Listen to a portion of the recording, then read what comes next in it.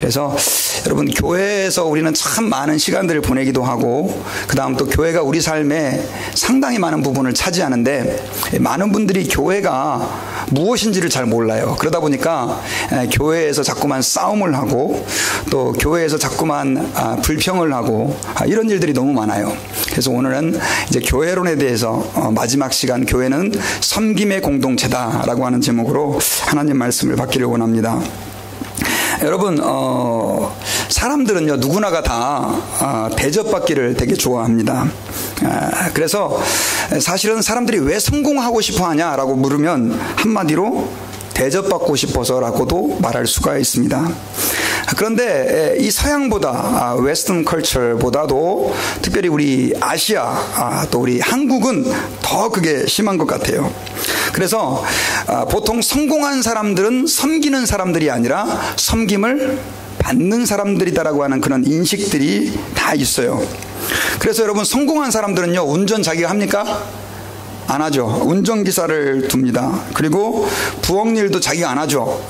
하우스에서 이렇게 좀 일하는 분들을 좀 둬가지고 그 사람들로 하여금 또 섬김을 받기도 하죠. 청소도 자기가 안 합니다. 사람 불러서 또 거기서 섬김을 받기도 하죠. 그러다 보니까 특별히 우리 한국 사람들은 섬기는 사람들은 곧 천한 사람, 이런 인식들이 있어요. 그런데 여러분, 교회에서는 사람들이 하나님 앞에서 우리는 섬김을 받는 사람이 아니라 어떤 사람이 돼야 됩니까? 섬기는 사람이 돼야 되는 거예요. 그러다 보니까 어떤 문제가 생기냐면, 자기들의 생각 속에는 섬기는 사람은 귀한 사람이에요, 천한 사람이에요? 섬기는 사람은 천한 사람이라고 하는 인식들이 내 안에 깊숙이 자리 잡고 있는 거예요. 그런데 교회에서는 자꾸만 뭐라고 얘기를 해요? 섬기십시오, 섬기십시오, 낮아지십시오, 이러니 갈등이 생기는 것입니다. 여러분, 오늘날 많은 교회들이요, 사실은 이 섬김이라고 하는 것의 정체를 제대로 안다고 한다면, 우리 그리스도인들에게 있어서 섬김이라는 것이 얼마나 중요한지를 제대로 알게 된다면 솔직히 싸울 일이 없습니다. 여러분, 교회에서 목사는요, 제가 늘 강조하지만 제일 많이 섬기는 사람입니다. 아멘. 장로는요, 또 목사만큼 많이 섬기는 사람입니다. 아멘. 집사는요, 목사 장로만큼 또 섬기는 사람이 집사입니다. 그런데 문제는 이걸 잘 모르는 교회들은 오히려 섬기려고 하지 않고 교회 안에서 자기의 직분을 이용해서 섬김을 받으려고 하기 때문에 문제가 생기는 거예요. 이것은 세상에서 말하는 논리인 거죠.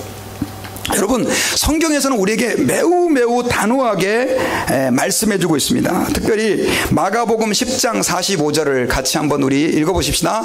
시작. 인자에 온 것은 섬김을 받으려 함이 아니라 도리어 섬기려 하고 라고 말씀하셨습니다. 여러분, 예수님께서 내가 온 것은 섬김을 받기 위해서가 아니라 뭐 하기 위해서 왔다? 섬기려 하기 위해서 왔다라고 말씀을 하고 있는 것이죠. 여러분, 이것은 굉장히 중요합니다. 우리 신앙생활에서 예수님께서 그렇게 말씀하셨다고 한다면 당연히 교회의 주인이 누구라고 제가 말씀드렸나요? 예수님이라고 말씀드렸죠. 근데 교회의 주인 되신 예수님께서 나는 섬김을 받기 위해 온 게 아니라 섬기기 위해서 왔다라고 한다면 당연히 우리 모든 교인들은 다 어떤 사람이 돼야 됩니까? 섬기는 사람이 돼야 된다는 것이죠. 요한복음 13장 14절에서는요, 예수님께서 또 이렇게 직접적으로 말씀을 하셨습니다. 같이 읽어봅시다. 시작. 내가 주와 또는 선생이 되어 너희 발을 씻겼으니 너희도 서로 발을 씻기는 것이 옳으니라. 여러분, 교회에 오셔서는요, 서로 발을 씻겨야 돼요. 그런데 여러분, 교회 좀 다니신 분들은 다 아시죠? 발을 씻기는 일은 누가 하는 일입니까? 종들이 하는 일이에요. 종들 중에서도요, 종들도 계급이 있지 않습니까? 가장 바닥에 있는, 가장 천한 지위에 있는 종들이 손님들의 발을 씻기는 일을 했던 거예요. 오늘날은 여러분, 교회에다 신발 씻고 들어오고 막 그러니까 별로 발을 씻길 일이 없지만, 초대교회 때는 손님들을 초청하면 그 손님들이 어디로 들어왔어요? 자기 집에 들어온 거예요. 그러니까 그 집에 들어온 손님들의 발을 실제로 씻겨줘야 됐었어요. 근데 여러분, 그 일들을 그리스도인들은 종들이 안 하고 누가 한다? 그리스도인들이. 교회에서 나름대로 직위가 있는 사람들이 그 일들을 했단 말이에요. 그래서 요즘 말로 말하면 장로님, 또 뭐 권사님, 또 뭐 목사님, 이런 사람들이 오면 그냥 와가지고 사람들 발 씻어주는 거예요. 누가 하셨던 것처럼? 예수님이 하셨던 것처럼. 그래서 여러분, 교회는요, 예수님께서 이렇게 말씀하신 말씀의 근거에서 사실은 섬기는 공동체라고 얘기를 해도 과언이 아닙니다. 아까 말씀드렸던 것처럼요, 그런데 이 사실들을 제대로 알지 못하면, 특별히 세상적인 사고를 여전히 가지고 있는 사람들은요, 교회에 들어와서도 어떤 생각을 가져요? 섬김을 받으려고 하는 거예요. 발을 씻어주는 그 낮은 자세에서 사람들을 섬기고 봉사하기보다도 누군가 나에게 대접해 주기를 기대하는 현상들이 생기게 되는 거예요. 여러분, 특별히 이민교회에 사람들이 왜 그렇게 집사가 되려고 하고 장로가 되려고 하고, 어떤 분들은 그것도 시원찮다고 목사가 되려고 하는 사람들도 있어요. 아예 대놓고 어떤 분들은, 제가 어저께도 그런 얘기를 좀 들었어요. 아예 어떤 분이 오셔갖고, 목사님 제가 돈 10만 불 헌금할 테니까 나 장로 주세요. 이런 아주 노골적으로 전혀 부끄러움이 없이 그런 분들이 계셨대요. 근데 불행한 거는 그분이 장로를 세웠다는 것이죠. 참 가슴 아픈 일이죠. 여러분, 왜 그렇게 그런 아픈 일들, 말도 안 되는 일들이 일어나고 있을까요? 여러분, 교회는 섬김의 공동체라고 하는 본질을 잘 알지 못하기 때문에 그래요. 자, 그렇다고 한다면 여러분, 왜 우리는 섬기고 봉사해야 할까요? 왜 교회는 자꾸만 섬기고 봉사라고 말씀하고 있을까요? 물론 예수님께서 그렇게 하셨지만 더 중요한 우리가 섬김의 이유가 있어요. 그 섬김의 이유 가운데 가장 중요한 것은 뭐냐면, 우리가 하나님으로부터 이미 많은 섬김을 받았기 때문이에요. 하나님으로부터 우리는 어떻다? 엄청나게 섬김을 받았기 때문에 그렇습니다. 여러분, 하나님은 우리를 어떻게 섬겨주셨습니까? 우리의 죄를 용서해 주시기 위해서 그분의 외아들 독생자 예수 그리스도를 나의 죄를 위하여 십자가에 죽게 하시고, 그리고 영원한 멸망과 멸시천대 저주의 십자가에 매달리게 하셨잖아요. 사실 그거보다 더 큰 섬김이 없는 거죠. 여러분, 시편 기자는요, 우리가 같이 한번 읽어봅시다. 시편 116편 12절부터 14절까지인데요, 그는 아직 예수 그리스도를 잘 몰랐던 사람이에요. 그럼에도 불구하고 이렇게 하나님 앞에서 고백을 했습니다. 자, 같이 한번 읽어보십시다. 시작. 내게 주신 모든 은혜를 내가 여호와께 무엇으로 보답할까? 내가 구원의 잔을 들고 여호와의 이름을 부르며 여호와의 모든 백성 앞에서 나의 소원을 여호와께 갚으리로다. 아멘. 여러분, 이 시편 기자는요, 예수 그리스도의 십자가의 구속의 은혜를 잘 모르는 사람이에요. 그럼에도 불구하고 그는 하나님 아버지 앞에서 뭐라고 얘기를 했어요? 내게 주신 모든 은혜를 내가 여호와께 무엇으로 보답할까? 은혜에 대한 보답이에요. 여러분, 예수님께서 우리의 제자들의 발을 씻겨주시면서 내가 너희들의 발을 씻겨준 것처럼 너희들이 친히 다른 사람의 발을 씻겨주라고 말씀해 주셨고요. 그리고 예수님께서는 친히 자신의 생명을 우리를 위하여 십자가에 내어주심으로 우리를 모든 죄 가운데에서 자유케 해주시고 우리를 모든 죄 가운데서 해방시켜 주셨던 것이다 라고 하는 사실을 저희가 기억해야 합니다. 그래서 여러분, 우리는 하나님 아버지 앞에서 주님의 은혜를 생각할 때마다 섬김을 받는 사람이 아니라 이제는 어떤 사람이 되어야 됩니까? 섬기는 사람이 되어야 한다라고 하는 것입니다. 그리고요, 아까도 제가 잠깐 언급했지만 우리가 하나님 아버지 앞에서 주님께 섬기는 사람이 되어야 되는 이유는요, 성경에 너무나 많은 가르침들이 우리에게 섬기라라고 명령하고 있습니다. 섬기는 것은 선택이 아니고 뭐다? 명령이다. 여러분, 예수님 믿는 것은 선택입니까? 명령입니까? 명령이에요. 안 믿으면 지옥 가는 거예요. 마찬가지로 주님께서는 우리에게 섬기라라고 명령해 주셨던 것입니다. 예수님은 친히 본인 자신이 섬김의 삶을 사셨고 섬김의 죽음을 죽으셨습니다. 그리고 높아지려는 제자들에게 낮아져서 너희들은 섬기는 자가 되라 라고 말씀해 주셨어요.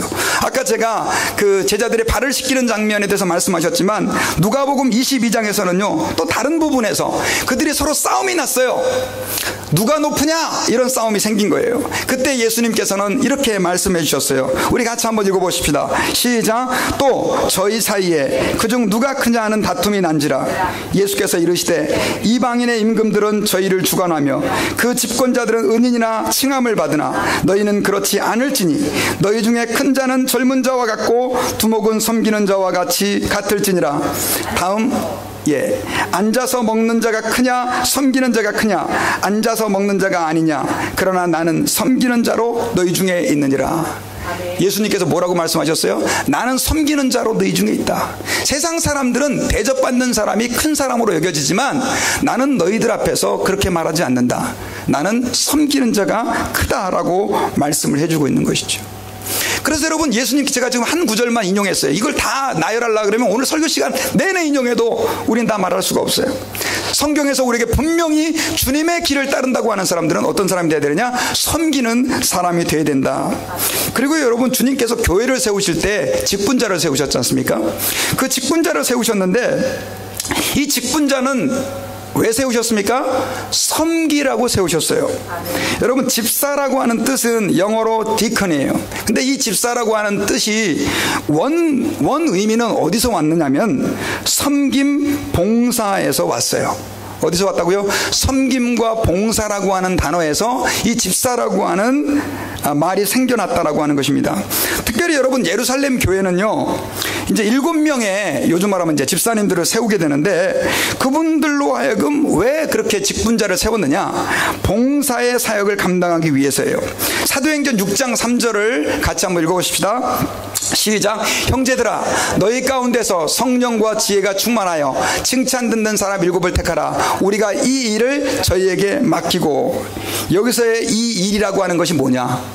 그 일은 구제와 섬김과 봉사를 의미하는 것입니다. 그리고 여러분, 에베소서 4장 11절과 12절에서는요 하나님께서 교회 안에 직분자들을 주셨는데 그 직분자들도 그가 혹은 사도로 혹은 선지자로 혹은 목사와 교사로 주셨으니 이는 성도를 온전케 하며 뭐를 하게 하며? 봉사의 일을 하게 하며. 여러분, 하나님 앞에서의 교회의 직분자들은 전부 뭐 하는 사람입니까? 하나님 앞에 봉사하고 섬기는 일들을 감당하기 위해서 예수님이 그 하셨던 그 봉사와 섬김의 일을 직분자들이 이제는 하게 감당하기 위해서 직분자를 세웠다는 것이죠. 여러분, 요즘 권사님은 아니네요 하는 분들이 계시는데 디모데전서 5장 9절과 10절에서는요 참과부라고 하는 단어로 권사라고 하는 직분과 비슷한 내용을 말씀하고 있어요. 우리 같이 한번 읽어봅시다. 시작. 참과부로 명부에 올릴 자는 나이 60이 덜 되지 아니하고 한 남편의 아내이었던 자로서 선한 행실의 증거가 있어 혹은 자녀를 양육하며 혹은 나그네를 대접하며 혹은 성도의 발을 씻기며. 잘 보세요. 참과부, 오늘날 권사의 직분에 해당하는 사람들, 성도의 뭐를 시키며? 발을 시키며, 혹은 환난당한 자들을 어떻게 하며? 구제하며, 혹은 모든 선한 일을 쫓는 자라야 할 것이라. 여러분, 초대교회에 나오는 지금 집사님들, 오늘날 존재하는 그 직분에 대해서 다 얘기를 했습니다. 전부 다 무엇을 위해서 하나님이 세우셨습니까? 섬김을 위해서 세우셨다는 사실을 저희가 기억을 해야 됩니다. 그러면 교회의 다른 이름은 하나의 뭐라고 말할 수 있죠? 교회는 섬김의 공동체입니다. 한번 따라해봅시다. 교회는 섬김의 공동체입니다. 우리 앞뒤 좌우 옆에 있는 분들에게 이렇게 한번 인사합시다. 잘 섬겨드리겠습니다.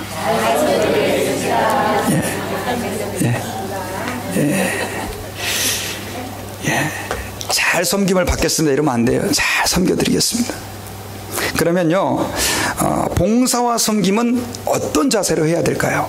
여러분, 이 성경에서는요 사실은 봉사와 섬김을 이렇게 가르치고 있는데 문제는 봉사와 섬김이 있는 곳에 항상 뭐가 있었냐면요 문제가 있었어요. 오늘 본문도 바로 그러한 내용들을 다루어 주고 있어요. 우리 9절을 같이 한번 읽어볼까요? 9절. 오늘 본문 9절이에요. 베드로전서 4장 9절. 자, 같이 한번 읽어봅시다. 시작. 서로 대접하기를 원망 없이 하고. 자, 우리가 봉사할 때 첫 번째 가져야 될 원칙이 있어요. 그 원칙은요 하나님 앞에 봉사하고 섬길 때 뭐 없이 봉사하고 섬겨야 된다고요? 불평과 원망이 없이 봉사를 해야 됩니다. 여기서 여러분 하나님 아버지 앞에서 대접하라 이런 단어가 나오죠. 대접하라고 하는 단어는요, 헬라어 원문으로 필록세노이, 뭐죠, 어려운 말이에요. 근데 이 말은 쉽게 말하면 필로스라고 하는 나그네라고 하는 단어하고 크세노스, 제가 헬라어 잘 얘기 안 하려고 그러는데 이거는 뭐죠? 그 나그네라고 하는 단어예요. 크세노스. 그래가지고 이것을 이 대접한다는 단어는 원문은 나그네를 대접한다, 나그네를 섬긴다, 그런 의미가 담겨져 있어요. 여러분 옛날에는요 여관이 없었어요. 오늘날에는 어디 타지에 가면 다 여관이 있지만 옛날에는 여관이 없었기 때문에 특별히 여러분 전도자들이 어떤 지역에 가잖아요. 그럼 잠 어디서 잡니까? 여관이 없으니까 교회당이 없었어요. 그러니까 사람들의 집에서 자는 거예요. 그러니까 그 집에 방문하는 사람들은요, 그 전도자가 오게 되면 어떻게 해요? 마음을 다해서 그 사람들을 섬기는 거예요. 밥도 주고 잠자리도 제공해주고. 이게 바로 뭐냐면 대접한다는 의미다라고 하는 것이죠. 그래서 특별히 여러분 그 당시에 대접한다는 단어를 사용할 때는 대개 다 구체적으로 나그네를 대접한다라고 하는 이 의미가 그 안에 담겨져 있던 것이죠. 근데 여러분 성경에서 오늘 본문에서 서로 뭐하기를? 대접하기를 원망 없이 하고. 이거 하나님 앞에서 참 아름다운 일이죠. 왜냐하면 여러분 복음을 전할 때 사실 복음을 전하는 것은 직접적인 방법이 있고 간접적인 방법이 있어요. 직접적인 방법은 어떤 방법이에요? 선교사가 돼가지고 복음을 전하는 방법이고, 또 전도자가 돼가지고 사람들에게 복음을 전하는 방법들, 뭐 이런 방법들이 다 있어요. 그런데 그것 말고도 여러분 복음을 전하는 사람을 잘 대접해서 식사를 제공하고 그분들에게 잠자를 제공하고, 이것도 전도예요, 전도가 아니에요? 전도라는 것이죠. 오늘날로 말하면 선교사님들을 위해서 뒤에서 기도하고 그분들에게 선교 후원금을 보내주고 그분들의 쓸 것을 또 우리가 공급해주고, 이런 것들이 다 뭐예요? 사실은 선교에, 전도에 해당하는 일이다라고 하는 것이죠.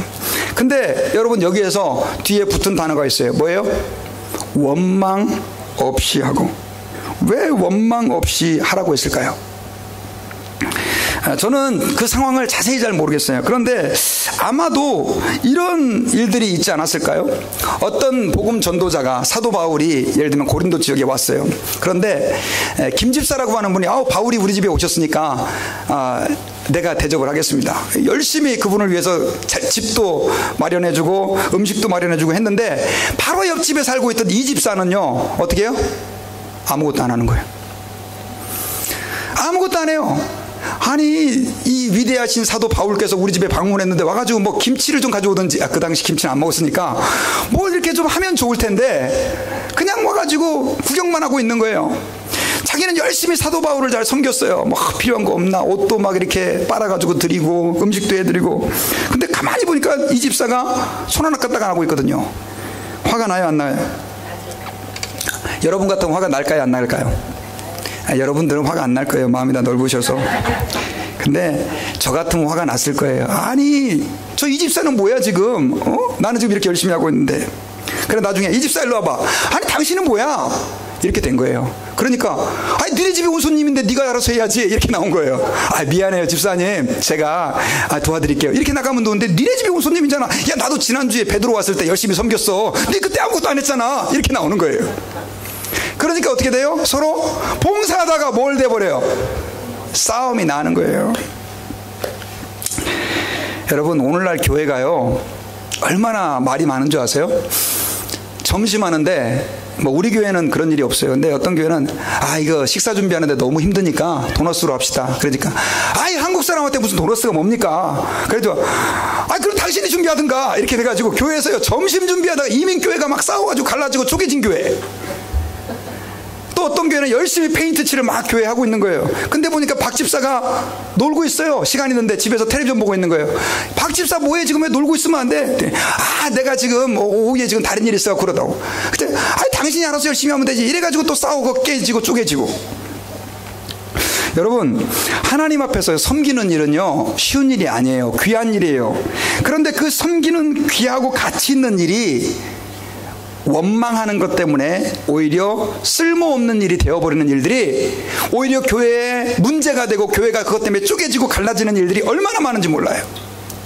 여러분 하나님 아버지 앞에서 봉사, 섬김, 원망 없이 하시기를 주의 이름으로 축원합니다. 여러분, 성경에도 이런 케이스가 나와요. 마르다와 마리아가 살고 있는 집에 누가 왔습니까? 예수님께서 왔어요. 근데 마르다는 언니예요. 책임감이 느껴져가지고 예수님에게 식사 대접을 하려고 열심히 음식을 준비하고 있었어요. 그런데 보니까 자기를 도와줘야 될 동생이 뭐하고 있어요 지금? 예수님 발치 아래 서가지고 예수님 말씀만 듣고 있는 거예요. 그러니까 마르다가 너무너무 화가 났잖아요. 그래가지고 예수님에게 마리아 보고 저 좀 도와주게 좀 해주십시오. 그랬을 때 예수님께서는 둘 다 귀한 일이지만 마리아는 더 좋은 편을 선택했다, 이런 얘기를 했어요. 여러분, 여기에는 참 많은 의미들이 있어요.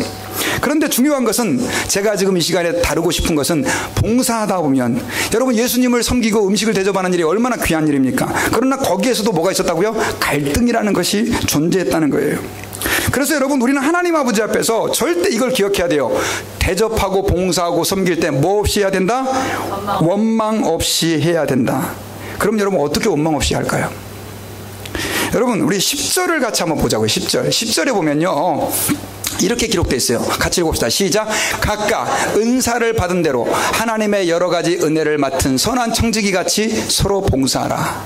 여러분, 저도 목사인데요, 어떨 때는 제가 사실 교회 청소도 하고요, 그 다음에 쓰레기도 버리고 막 하여튼 그 소소한 일들을 다 해요. 우리 교회가 뭐 별로 크지 않으니까. 근데 하다가 이런 생각이 들어요. 야, 이건 내가 해야 되나? 교인들은 뭐 하지? 그게 갑자기 저도 시험에 들 때가 있어요, 여러분요.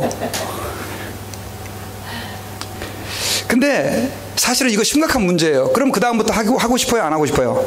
에라, 내버려 둬버리자, 이런 마음이 생겨요.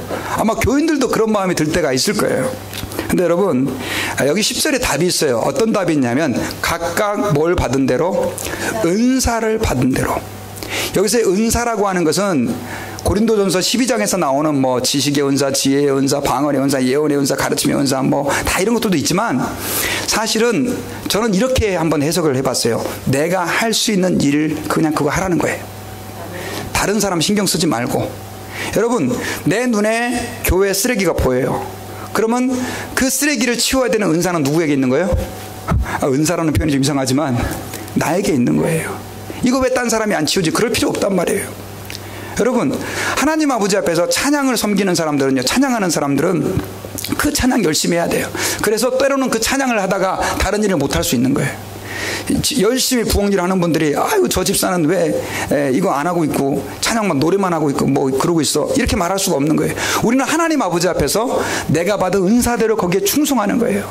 그리고 할 수 있는 기회가 주어질 때 하나님이 보실 때 성실하게 그냥 그 일을 감당하면 되는 거예요. 그렇게 할 때 여러분, 우리는 원망 없이 불평 없이 봉사할 수 있다는 사실을 기억해야 합니다.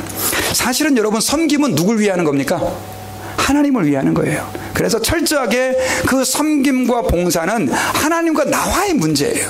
다른 사람들이 열심히 안 해요. 그러면 상을 내가 더 받는 거예요. 믿습니까? 그런 마음 갖고 해야죠. 그 다음에 우리가 봉사하면서 가져야 될 또 하나의 태도는요, 청지기 같이 봉사해야 돼요. 우리 10절 뒷부분에 보면요, 우리 10절 한 번 더 읽어봅시다. 시작. 각각 은사를 받은 대로 하나님의 여러 가지 은혜를 맡은 뭐같이? 선한 청지기 같이 서로 봉사를 해라. 여러분, 청지기는요, 주인의 그 집안을 관리하는 사람이 청지기예요. 그러니까 종 중에서도 그 주인에게 책임을 받아가지고 그 집안을 관리하는 사람이 청지기예요. 근데 오늘 베드로전서 4장에서는요, 우리가 하나님 앞에서 봉사할 때 뭐같이 봉사라고요? 청지기같이 봉사하는데, 어떤 청지기라고 되어 있습니까? 선한 청지기인데 뭘 맡은? 하나님의 은혜를 맡은. 여러분, 이거 굉장히 중요한 얘기입니다. 하나님의 은혜를 맡은. 여러분, 우리는요, 이거 기억하셔야 돼요. 하나님의 은혜를 맡은 청지기예요. 그런 마음으로 우리는 봉사하는 거예요. 여러분, 교회 봉사 목사를 위해 하는 거 아니에요.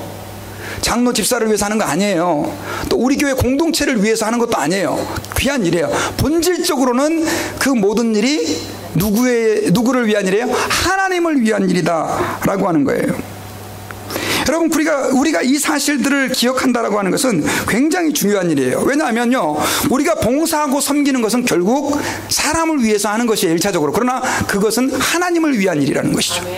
하나님의 일을 맡은 청지기가 바로 우리들이고, 우리가 그 일을 맡은 마음으로 해야 되는데, 많은 분들이 교회 안에서 그런 마음을 안 해요. 그냥 눈 가리고 아웅식으로. 우리 교회는 그런 분들이 한 분도 안 계세요. 그렇지만 오늘날의 교회는 그런 분들이 계세요. 그냥 마지못해 갖고 목사님이 하라 그러니까, 아이고, 다른 사람 내가 안 하면 할 사람이 없으니까 막 마지못해서, 내가 장로고 내가 집사고 권사니까 아유, 그래도 체면이 있지, 이거 해야지, 그런 마음으로 하는 거 아니라는 거죠. 목사도 내가 그래도 명색이 목사인데 이거 해야 되지, 그런 마음이 아니라 누구의 은혜를 맡은, 하나님의 은혜를 맡은 청지기 같이 해야 된다라고 하는 것입니다. 여러분, 교회 안에는 참 많은 일들이 있죠. 저처럼 설교를 하는, 여러분, 만약에 제가 여러분들만을 기쁘시게 하는 설교자라고 한다면 저는 좋은 설교자가 아닙니다. 여러분, 제가 여러분들만을 기쁘게 하려고 하는 설교를 하려고 한다면 참 설교 준비를 쉽게 잘 할 수 있어요. 그러나 저는 여러분들을 기쁘게 하는 설교자가 아니라 누구를 기쁘게 하는 설교자예요? 하나님을. 저는 지금 이 설교를 가지고 여러분들을 섬기는 일을 하고 있는 거예요. 찬양팀은 그 찬양을 통해 하나님을 섬기고, 음식을 만드는 분은 그 음식을 누구를 위해 제공합니까? 교인을 위해 제공하지만 그 섬김이 결국 누구를 위한 일이에요? 하나님을 위한 일이에요. 운전으로 차 없는 분을 라이드 해주는 분들이 계세요. 그러나 그것도 그 사람을 위한 일이 아니라 하나님을 위한 일이에요. 여러분, 교회 안에 있는 모든 일들은 다 하나님을 위한 일이에요. 이거 기억하셔야 돼요. 그런 마음으로 하나님의 은혜를 맡은 청지기 같이 할 때 그것이 하나님이 기뻐 받으시는 봉사다라고 하는 거예요. 그 다음에 마지막 세 번째로요, 우리가 하나님 아버지 앞에서 어떤 자세로 봉사해야 되냐면 하나님의 공급하시는 힘으로 해야 된다라고 하는 것입니다. 자, 우리 11절 같이 한번 읽어봅시다. 시작. 만일 누가 말하려면 하나님의 말씀을 하는 것 같이 하고, 누가 봉사하려면 하나님이 공급하시는 힘으로 하는 것 같이 하라. 이는 범사에 예수 그리스도로 말미암아 하나님이 영광을 받으시게 하려 하심이니라. 자, 여러분, 우리가 하나님 아버지 앞에서 봉사할 때 사실은 뭘 우리는 드려야 되냐면요, 시간을 드려야 돼요. 시간. 그리고 또 뭘 드립니까? 돈을 드려요. 여러분들이 시간과 돈이 봉사에 들어가요. 음식을 만들어 오시거나 혹은 뭐 차량 봉사를 한다든가 어떤 형태든지 간에 하나님 아버지 앞에 봉사하는 사람들은 다 자기의 뭐가 들어갑니까? 그 시간과 물질이 들어간다라고 하는 것이죠. 그런데 문제는 시간과 물질이 들어가니까 거기에 어떤 마음이 생겨요? 아까운 마음이 생기는 거예요. 야, 이 왜 맨날 나만 이렇게 봉사해야 되나? 나 헌금도 충분히 하는데, 내 헌금도 다른 집사보다 더 많이 하는데 내가 이 봉사까지 같이 해야 돼? 저 사람은 지금 놀고 있는데. 여러분, 기억하십시오. 봉사하는 사람들은요, 하나님이 충분히 그 사람들의 필요를 넘치도록 공급해 주시는 분이세요. 여러분, 공급한다라고 하는 이 단어는요, 헬라어로 코레게이라고 하는 단어예요. 원래는 합창한다라고 하는 의미가 이 안에 있었는데 나중에는 어떤 의미로 바뀌었냐? 아낌없이 준다는 뜻이 의미로 바뀌었어요. 그러니까 여러분, 하나님이 공급한다 이 말은 좀 이렇게 쉽게 해석할 수 있어요. 하나님이 아낌없이 주시는 힘으로 하는 것 같이 하라. 아멘. 한번 따라해 봅시다. 하나님이 아낌없이 주시는 힘으로 봉사해라. 여러분, 이 말은 무슨 말이에요? 봉사하는 사람들의 필요를 하나님이 아낌없이 채워주신다라고 하는 거예요. 여러분, 봉사는 여러분들에게 있는 것으로 하는 것 같죠? 아니에요. 여러분, 하나님 앞에 봉사하고 섬기는 만큼 하나님이 여러분들을 위해서 채워주신다는 사실을 기억해야 돼요. 근데 이게 쉽지가 않아요. 제가 어저께 기도원을 갔다 올라오는 길에 우리 아들한테 그 전화를 받았어요. 1시 만에 한국에서 이제 한 11시 반 정도 됐는데, 근데 요번에 이제 그 교회에서 이 녀석이 열심히 하여튼 전도사님보다 더 바쁘게 봉사를 하고 있어요. 한국에서, 목동에서. 그러고 있는데 그거를 어여삐 여기셔가지고 그 교회에서 장학금을 자그마치 100만 원이나 준 거예요. 야, 할렐루야죠. 이야, 잘 됐다. 사실은 여러분, 걔가 돈을 지금 용돈 아르바이트해서 좀 벌고 있어요. 한 50만 원 정도. 근데 모자라죠. 그리고 또 더더군다나 한국 가 있어서 그런지 요번에 이제 스칼라십도 더 적게 나왔어요. 그래가지고 이제 저희가 학교 론을 조금씩 받고 있거든요. 근데 이 녀석이 이러는 거예요. 아빠, 제가 장학금을 받았는데 어디 저 GLDI라고 여기 뭐죠, 자마에서 하는, 지금 텍사스에다 큰 학교를 지금 세우게 돼요. 그래가지고 거기다 자기가 헌금을 좀 하고 싶다는 거예요. 그래서 제가 갈등의 순간 딱 되는 거예요. 아니, 이 녀석이 지금 빚을 내가지고 학교 다니고 있는데 헌금을 내? 여러분, 제가 참 이렇게 믿음이 없는 사람이에요. 야, 얼마 할 건데? 그랬더니 저는 한 50불 하는 줄 알았더니 아빠 200불. 근데 왜냐면은 지난 한 3, 4개월 전에 아빠 자마에 수련회 가는 아이들이 있는데 자기가 4명을 50불씩 해서 200불 자기가 지원해 주겠다는 거예요. 그래서 야, 이 자식은 정말 이게 믿음으로 하는 건지 아니면은 감정으로 하는 건지 하여튼 그렇게 막 팍팍 쓰는 거예요. 그래서 제가 야, 그거 좀 다시 한번 생각해 봐라. 그랬더니 아니, 하나님께서 공짜로 주셨는데 무슨 소리야, 아빠. 그리고 집에 왔는데 계속 그 말이 마음에 지금, 하나님, 이 목사가 수준이 이 정도입니다.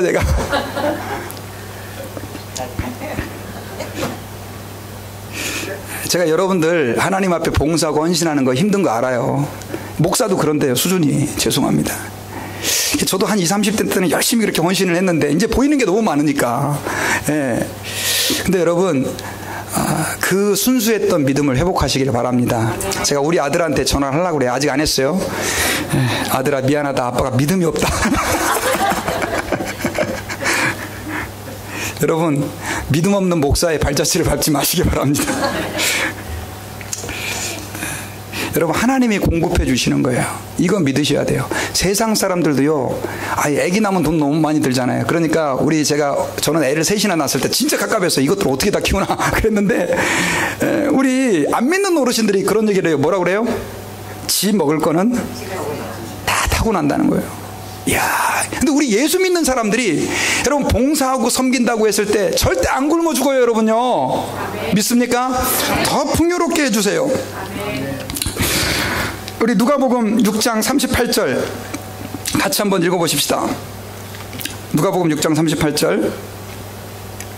자, 시작. 주라, 그리하면 너희에게 줄 것이니 곧 후히 되어 누르고 흔들어 넘치도록 하여 너희에게 안겨주리라. 너희가 헤아리는 그 헤아림으로 너희도 헤아림을 도로 받을 것이니라. 여러분, 이 말씀이 진짜 하나님 말씀인 거 믿습니까? 아멘. 아멘 크게 한번 해봅시다. 믿습니까? 아멘. 그러면 주세요. 아멘. 그렇다고 해서 또 어떤 분은요, 아주 사기꾼 같은 분들 이런 성경 구절을 갖고 내놔 이러시면 안 돼요. 그거 안 돼요. 주셔야 돼요.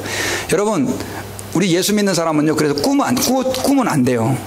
좀 베푸는 사람이 될 수 있기를 바랍니다. 그리고 예수 믿는 사람들 돈 거래하면 안 돼요. 누가 정말 어려워서 돈 빌려달라 그러면 어떻게 해야 됩니까? 그냥 줘야 돼요. 내가 줄 수 있는 만큼 그냥 주세요. 그게 서로 시험에 안 드는 방법이에요.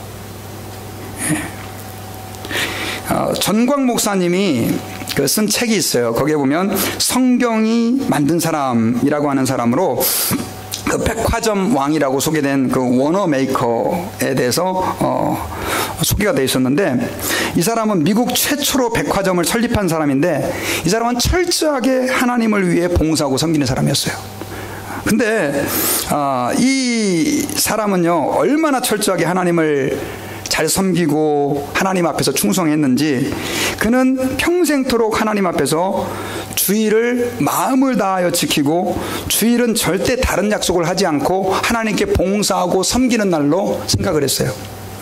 여러분, 주일날 하나님 앞에서 예배만 드림으로 나는 주일 성수를 했다라고 그렇게 오해하지 마세요. 사실은 주일날은 누구 날입니까? 하나님의 날이에요. 그래서 우리는 웬만하면 주일날 하나님 앞에서 봉사하는 일과 하나님을 섬기는 일에 우리의 모든 시간과 열정을 쏟아야 돼요. 그런데 이 백화점 왕 워너 메이커는요, 그 일들을 평생 동안 그렇게 충실했었어요. 하루는 그 해리슨 대통령이, 그 당시 대통령이 해리슨 대통령이었는데, 이분을 최신부 장관, 요즘 우리 한국으로 말하면 우체국에 그 관장하는 장관으로 임명하려고 했을 때 이 워너 메이커가 뭐라고 그랬냐면요, 주일을 성수할 수 있다면 내가 그 장관직 하겠습니다, 이렇게 얘기를 한 거예요. 그리고 나중에 한 번은 기자가 그 소식을 전해 듣고요, 이런 질문을 던졌습니다. 아니, 장관으로서 국민들과 대통령을 만나는 약속보다 주일날 교회에 출석하는 것이, 교회에서 봉사하는 것이 당신은 더 중요하다고 말하는데 너무 무책임한 발언 아닙니까? 이렇게 물었어요. 그때 워너메이커가 웃으면서 얘기를 이렇게 했다고 합니다. 제가 주일에 하나님을 만나고 예배하고 하나님의 일을 하는 것은 오래전부터 지켜온 하나님과의 약속입니다. 하나님과의 약속을 소홀히 하면서 어떻게 국민들과 대통령과의 약속을 지킬 수 있겠습니까? 이렇게 얘기를 했대요. 그리고 이분에게 얽힌 또 하나의 에피소드가 있는데요. 이분은 하나님 아버지 앞에서 철저하게 워싱턴에서 일을 하면서도 그 교회가 필라델피아에 있었거든요. 4년 동안 그 장관직을 하면서도요, 그 베다니 교회에 출석을 했는데 한 번도 주일날 빠지지 않은 거예요. 그 먼 거리를 왔다 갔다 하면서도요. 또 한 번은 이런 일이 있었다고 합니다. 그 미국 독립 150주년이에요. 근데 그때 박람회 행사가 열리고 있었는데, 그때 이제 경제부 장관을 담당하고 있었던 그 허버트 후보가 이 행사에 이제 깊이 관계를 하고 있었어요. 그래가지고 이제 워너메이커를 만나려고 필라델피아로 왔는데 그날이 공교롭게도 주일날이었었어요. 근데 이 후보 장관은 이 워너메이커하고 사실은 그 행사에 대한 전반적인 걸 의논하기 위해서 이제 일부러 먼 거리를 온 거예요. 그런데 만나주질 않은 거예요. 그러면서 뭐라고 얘기했냐면, 저는 이미 약속이 돼 있습니다. 저는 이미 시간이 다 차 있어서 약속이 돼 있어서 당신을 만날 수 없습니다. 죄송합니다. 근데 이 사람이 만나기로 한 분이 누구냐? 하나님이었다라고 하는 거예요. 이 사람은 주일 성수를 삶의 최우선에 두는 사람이었습니다. 그리고 주일날은 하나님의 날이고 하나님의 영광을 위하여 봉사하는 날로 알고 있었고요. 그래서 주일날 가게문도 닫아둔 거예요. 여러분, 사실 그거 쉬운 얘기 아니죠.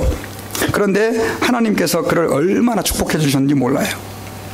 여러분, 참 힘든 얘기예요. 오늘날 같은 시대는요, 이제는 많은 사람들이 참 복잡한 삶들을 살고 있고, 그렇게 하나님 아버지 앞에서 온전히 헌신하기 힘든 그런 시간들을 지나가고 있어요. 그러나 여러분 기억하세요. 하나님 앞에서 우리 주변이 그렇게 흘러간다 할지라도, 여러분 하나님 아버지 앞에서 아까 그 말씀이 틀리지 않다면 우리가 주님 앞에 헌신하고 봉사하는 그대로 주님은 여러분들을 갚아주시고요, 축복하시고 여러분들을 사용하실 것이라고 저는 믿습니다. 여러분, 돈 버는 일 굉장히 귀한 일이죠. 그 다음 또 친구를 만나는 일 귀한 일이에요. 그러나 제가 이 워너메이커의 이야기를 읽으면서 하나님 앞에서 제 자신도 많이 좀 회개를 했어요. 하나님 앞에서 우리가 주님을 위해 섬기고 봉사하고 하나님의 일들을 한다고 하면서 사실은 너무나 내 편하게 내 위주로 하지 않았나 하는 생각을 했어요. 여러분, 하나님 아버지 앞에서 기억하세요. 주님은 갚아주시는 하나님이에요. 그분이 거짓말하지 않으신다고 한다면 우리는 믿음으로 그분에게 한번 우리의 삶을 드려보시길 바랍니다. 그리고 하나님 말씀대로 한번 봉사와 헌신의 섬김의 삶에 여러분 자신을 던져보시기를 바랍니다. 만약 그래도 축복을 못 받는다고 한다면 저는 성경 말씀이 사실이 아니라고 믿어요. 저는 이제 말씀의 결론을 맺겠습니다. 여러분, 우리가 하나님 앞에서 섬기는 자가 된다는 것, 봉사하고 섬기며 하나님의 일을 한다는 것, 이거 쉬운 일이 아니에요. 이것은 우리에게 큰 짐이고 부담이에요. 그러나 여러분, 이 짐이 우리에게 축복이 될 수 있다는 사실을 기억해야 돼요. 여러분, 개그맨 이경규 씨 아세요? 이분이 인생의 짐을 함부로 내려놓지 마라, 이런 강연을 했는데, 이분이 그 대학생들 앞에서 이런 얘기를 했대요. 자기가 이제 지리산을 등산할 때였는데 그 배낭을 짊어지고 갔다는 거예요. 근데 배낭을 짊어지고 왔는데 그 배낭이 너무너무 무겁더라는 거예요. 야, 이걸 갖다 집어 던져버릴까? 왜냐하면 무거운 배낭을 짊어지고 올라가니 얼마나 힘들었겠어요. 그냥 가도 힘든데. 그리고 참고, 그럼에도 불구하고 참고 정상까지 이제 올라갔는데 그 배낭 안에는 무엇이 가득 들어있었을까요? 마실 것과 먹을 것이 가득 들어가 있었던 거예요. 그냥 빈손으로 온 사람들은 목말라 허덕이고 있는데 자기는 그때 너무나 풍성한 음식을 정말 맛있게 먹을 수가 있었다고 해요. 여러분, 여러분들이 지고 가는 봉사와 헌신과 섬김의 짐이 때로는 그 등산하는 사람에게 배낭과 같은 것이에요. 무거워요. 귀찮고 힘들고 손해보는 일이에요.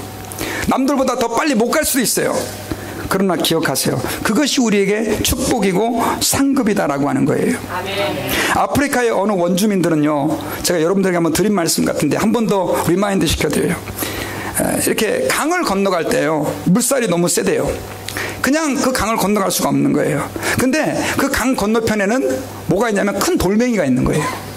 그러면 그 돌멩이를 짊어지고 어떻게 해요? 그 강을 건너면 이 돌의 무게 때문에 그 물살에 쓸려 내려가지 않고 그 강을 무사히 건널 수 있다고 해요. 여러분, 저는 생각을 해봤어요. 우리 교인들에게 섬기십시오, 봉사하십시오, 하나님의 일을 하십시오. 여러분, 이거 짐이죠. 근데 그 짐이 원주민들에게는 마치 뭐와 같아요? 돌덩어리와 같아요. 여러분, 교회에서 봉사 안 하고요, 그냥 교회만 왔다 갔다 해보세요. 금방 세상의 파도가 여러분들을 쓸어가 버려요. 그러나 그 봉사의 짐이 결국 무겁고 힘들지만은 여러분들을 강을 건너게 해주는 것처럼요, 저도 마찬가지예요. 제가 지금까지 때로는 성가대를 하고 주일학교 교사를 하고 청년부 신우회 회장을 하고 전도사를 하고 지금 목사까지 되고 지금 담임 목사를 하는데 얼마나 무거운 짐이 되는지 몰라요. 짐 무거워요, 여러분요. 정말 힘들어요. 어떤 때 잠도 잘 못 자요. 이 사역 때문에. 차라리 다 벗어 던져버리고 좀 쉬고 싶어요. 뭐 남들처럼 교회가 커가지고 그렇게 좀 괜찮으면 또 모르겠지만 그것도 아니에요. 근데 여러분, 제가 돌아보니까 나를 여기까지 있게 만들어주신 분이, 만들어주신 하나님이 결국 이 짐되었던 이 짐을 내가 안고 옴으로 나를 성숙하게 해주시고 나를 여기까지 인도해 주셨다는 생각을 한 거예요. 여러분, 하나님 앞에서 짐 지기를 두려워하지 마세요. 그 짐을 기쁨으로 지세요. 그것이 저와 여러분들에게 축복이 될 줄 믿습니다. 그래서 여러분, 오늘 저는 여러분들이 결단하기를 원해요. 남은 생에 주님이 원하시는 그 짐을 지고 가겠습니다. 우리 같이 한번 다 같이 한번 기도하도록 하십시다. 주님, 교회는 봉사하고 섬기는 공동체라고 말씀해 주셨습니다. 그런데 그 봉사하고 섬긴다는 것이 우리에게 너무나 무거운 짐입니다. 주님은 말씀하셨지만, 명령하셨지만, 봉사하고 섬기다가 상처받은 일도 우리는 너무 많았습니다. 다 훌훌 벗어 던지고 싶을 때가 하루에도 12번씩 들 때가 있었습니다. 그러나 오늘 말씀을 통해서 하나님, 이 짐이 나에게 축복이요 상급이요, 이 섬김과 봉사의 삶이 나를 지탱해주는 힘인 것을 발견했습니다. 아버지 하나님, 주님 앞에서 주님이 부르시는 그날까지 하나님, 이 섬김의 짐을, 봉사의 짐을 지고 가기를 결단합니다. 하나님, 우리 성도들 참 어려운 여건 가운데 있는 분들도 있습니다. 그러나 하나님이 주시는 은사대로 불평함 없이 원망함 없이 감사함으로 주를 섬길 수 있는 은혜를 이 시간 저희들에게 부어 주시옵소서. 아멘. 감사하며 예수님 이름으로 기도드립니다. 아멘. 우리 모두 일어나셔서 찬양 우리 부르십시다. 부르실 때 여러분, 이 찬양은요, 제가 중고등부 시절에 고등부 총무 맡아가지고 눈물을 흘리면서 불렀던 찬양이에요. 고등부 총무. 그 직분이 얼마나 귀해서 지금 저에 뭐 아무것도 아닌데, 근데 지금은 목사가 됐는데도 이런 감격이 없어요.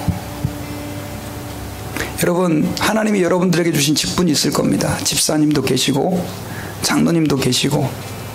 그런데 혹시 그 감격을 잊어버리지 않았습니까? 그거 하다가 너무 힘들어가지고 하나님, 내가 괜히 목사가 되고 집사가 되고 장로가 됐습니다, 그런 마음이 드는 분 계십니까? 여러분, 아니에요. 하나님이 사랑하셔서 그렇게 하신 거예요. 아멘. 네, 우리 찬양 같이 한번 고백합시다.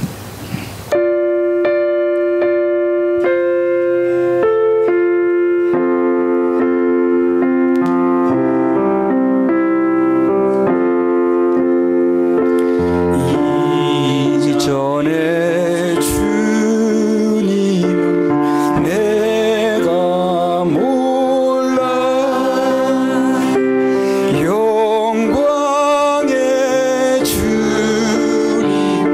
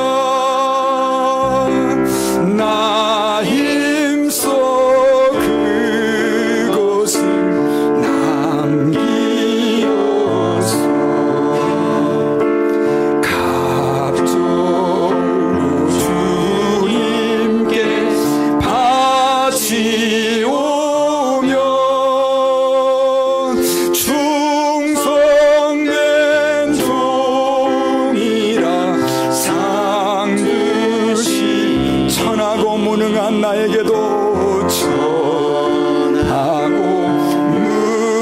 무능한 나에게 귀중한 직분을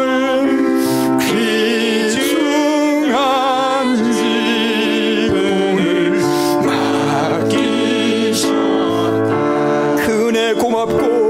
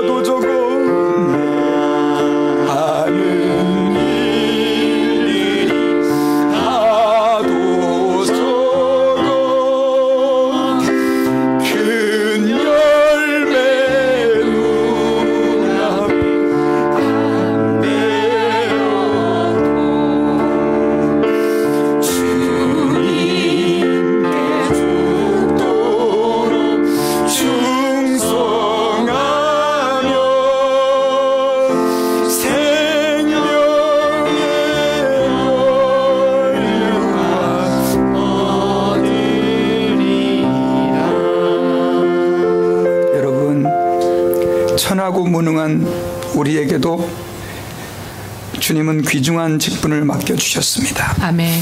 어떤 분은 목사로, 어떤 분은 장로로, 어떤 분은 권사로, 집사로, 어떤 분은 아직 교회 안에 직분은 없지만 때로는 하나님 앞에서 이모저모로 음식을 만드는 일, 차량을 또 봉사하는 일, 또 교회 안에서 작은 청소를 하는 일부터 시작해서 여러분, 하나님의 몸된 교회를 섬길 수 있다는 것이 얼마나 크고 놀라운 축복입니까?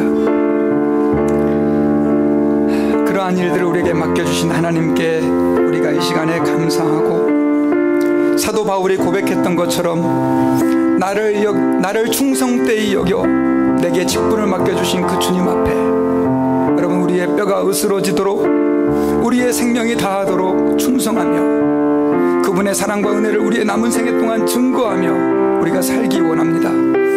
때로는 그것이 우리에게 무거운 짐이고 감당하기 힘든 그런 짐일 수도 있습니다. 그러나 그것이 결국 우리에게 복이 된다는 이 말씀 마음에 새기고, 하나님, 어렵고 힘들어도 그 길을 걸어갈 수 있게 하시고, 이 길이 십자가의 길이고 좁은 길이어도 기쁨으로 갈 수 있도록 은혜를 베풀어 달라고 우리 여러분 하나님 앞에 결단하며 우리를 충성되이 여겨 직분을 맡겨주신 주님께 감사하며 우리 같이 한번 기도했으면 좋겠습니다. 기도합시다.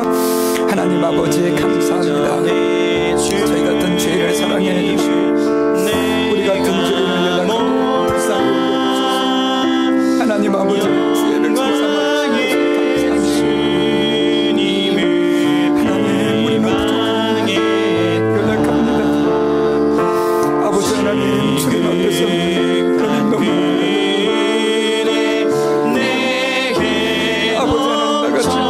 사랑해 주신 하나님 앞에 주님의 은혜에 감사합니다.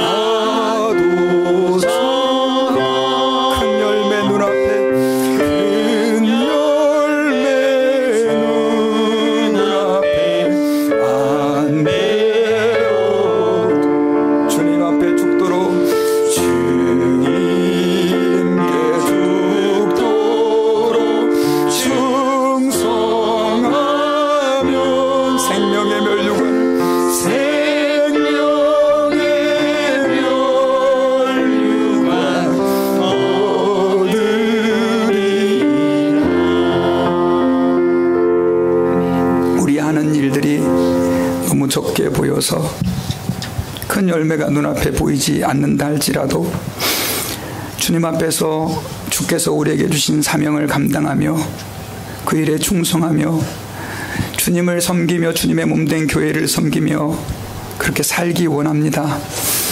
아버지, 부족합니다. 연약합니다. 저희들에게 공급하여 주시되 많은 것들로 공급하여 주셔서 능히 하나님 앞에서 주께서 주신 사명 잘 감당할 수 있게 도와주옵소서. 하나님, 특별히 오늘 우리 교회에 여행차 방문한 주의 백성들이 있습니다. 그 섬기는 교회에서 어떠한 위치에 있든지 기억하여 주시고 아멘.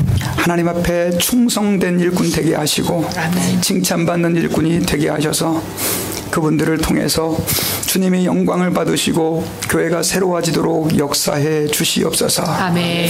지금은 우리를 위하여 십자가에서 죽으시고 부활하신 예수 그리스도의 은혜와 하나님 아버지의 다함이 없으신 사랑하심과 성령님의 감동하시고 감화하시고 역사하시는 은혜가 오늘 하나님 아버지 앞에서 우리가 하나님 앞에 살아야 할 섬김의 삶이 때로는 짐이고 좁은 길 십자가의 길이라 할지라도 기쁨으로 감당하기를 원하는 주의 백성들 위해 이제로부터 영원 무궁토록 함께 계실지어다. 아멘.